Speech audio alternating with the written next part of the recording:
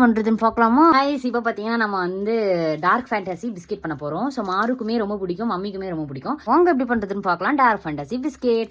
So நான் வந்து choco powder நம்மள்ட்ட இல்லை, ஸோ அதனால் நான் வந்து ஓரியோ பிஸ்கெட் வாங்கிட்டு சென்டரில் இருக்கிற ஒயிட் சாக்லேட் எடுத்துட்டு அதுக்கப்புறமா தான் நம்ம வந்து மிக்சியில் போட்டு ட்ருன்னு அரைக்க போகிறோம். கைஸ் இந்த பிஸ்கெட் பண்ணுறதுக்கு கண்டிப்பாக டார்க் சாக்லேட் தான் யூஸ் பண்ணணும். நான் இந்த தெரியாத இந்த சாக்லேட் யூஸ் பண்ணிட்டேன். கைஸ் இந்த வாட்டர் வந்து நான் வச்சிருக்கேன். ஒரு பவுலில் சாக்லேட்ஸ் எல்லாம் சேர்த்துட்டு இந்த பவுலில் தான் தண்ணியில் வந்து நம்ம வந்து உருக்க போகிறோம். லாஸ்ட்டாக 3 டேபிள் ஸ்பூன் ஆஃப் ஆயில் சேர்த்துட்டு நல்லா வந்து மிக்ஸ் பண்ணிட்டு இப்போ பார்த்தோம்னா நம்ம சாக்லேட் சிரப் ரெடி ஆகிடும். ஸோ நான் வந்து இந்த மாதிரி மெத்தட் யூஸ் பண்ணல, ஏன்னா என்கிட்ட இருந்த சாக்லேட்டே வந்து வேற மாதிரி இருந்துச்சு. இப்போ ஒரு மிக்சிங் பவுல்ல 3 டேபிள் ஸ்பூன் ஆஃப் ஆயில் சேர்த்துட்டு அது கூடவே நம்ம கிரைண்ட் பண்ண சுகர் தென் ஓரியோ பிஸ்கெட்ஸும் இது கூட சேர்த்துட்டு நல்லா மிக்ஸ் பண்ணி விட்டுக்கோங்க. அதுக்கப்புறமா ஒரு பிஞ்ச் ஆஃப் சால்ட், அதுக்கப்புறம் பேக்கிங் சோடா, அதுக்கப்புறம் மைதா இதெல்லாம் சேர்த்துட்டு நல்லா வந்து மிக்ஸ் பண்ணி விட்டுக்கோங்க. தேவைப்பட்ட கொஞ்சமா தண்ணி இல்லைனா பால் சேர்த்துக்கோங்க. கைஸ் இப்போ பார்த்தீங்கன்னா அந்த ஸ்டஃபிங்ஸ் ரெடி ஆயிருச்சு. ஆனால் வந்து அந்த விரிசல் இருக்கும்ல, இப்போ நம்ம வந்து சாக்லேட் அதில் ஃபில் பண்ணிட்டோம்னா அது வழியாக சாக்லேட்ஸ் வந்து வந்துடும். ஸோ சாப்பிட்றதுக்கு முன்னாடியே வந்து களி மாதிரி ஆகிடும். ஸோ அதனால லைட்டாக வந்து ஃப்ரிட்ஜில் வந்து ஒரு 10 நிமிஷத்துலேருந்து 15 நிமிஷத்துல வச்சுதான் போதும். அது கொஞ்சம் ஹார்டாக இருக்கும், நம்மளுக்கு வந்து பண்ணக்குள்ளே ஈஸியாக இருக்கும். ஸோ அதனால் கெப்டிட்டு வந்து ஃப்ரிட்ஜ்.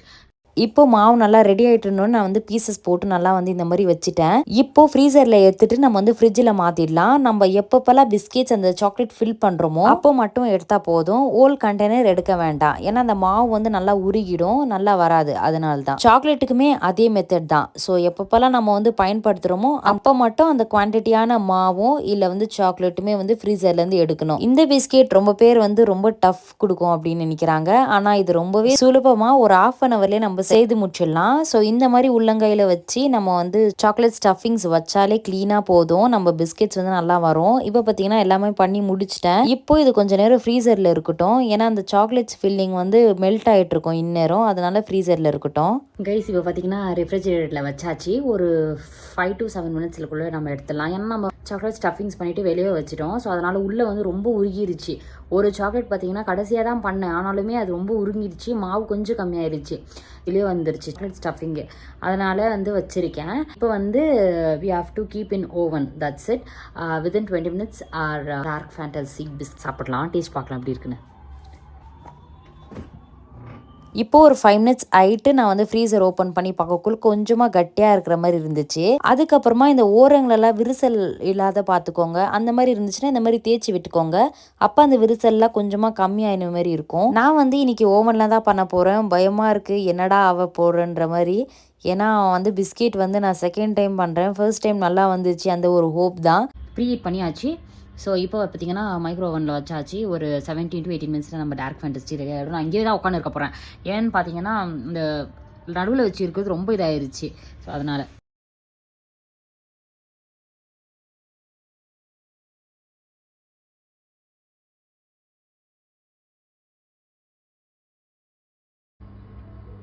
நான் சொல்ல பாருங்கள் கைஸ், சாக்லேட் ஸ்டஃபிங்ஸ் வந்து வெளியே வந்துட்டுருக்கு பார்த்தீங்களா?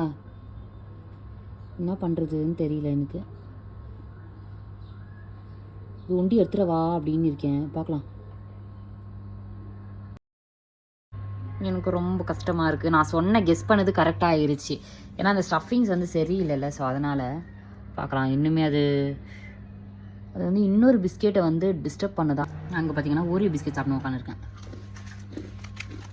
கைஸ் நேற்று வந்து பிஸ்கெட் நல்லாவே வந்துச்சு, ஆனால் ஸ்டஃபிங்ஸ் வெளியே வந்ததுனால அது உங்களுக்கு டிஸ்பிளேவாக காமிக்க முடியல, சாரி பண்ணிக்கோங்க. ஆனால் நீங்கள் அதே மெத்தட் ட்ரை பண்ணி பாருங்கள், உங்களுக்கு நல்லா வரும்னு நான் நினைக்கிறேன். இப்போது அந்த பிஸ்கெட்ஸ்லேயே வந்து ப்ரௌன் எப்படி பண்ணலாம் அப்படின்னு சொல்லி யோசிச்சுன்னு இருந்தேன். அந்த பிஸ்கெட்டை மிக்சியில் கிரைண்ட் பண்ணி எடுத்துட்டு தென் பால் சேர்த்துட்டு ஒரு கண்டெய்னரில் கேக் பேட்டர் அளவுக்கு நல்லா வந்து மிக்ஸ் பண்ணி விட்டுக்கலாம். அதுக்கப்புறமா அந்த பேட்டரை வந்து நம்ம எந்த கண்டெய்னர் இந்த குக் பண்ண போகிறோம் அதில் வந்து சேர்த்துக்கலாம். இது வெறுமையாக சாப்பிட முடியாது அப்படின்னு சொல்லிட்டு நான் வந்து பாதாமும் முந்திரியும் நல்லா வந்து ஒடிச்சு இது கூட சேர்த்துருக்கேன்.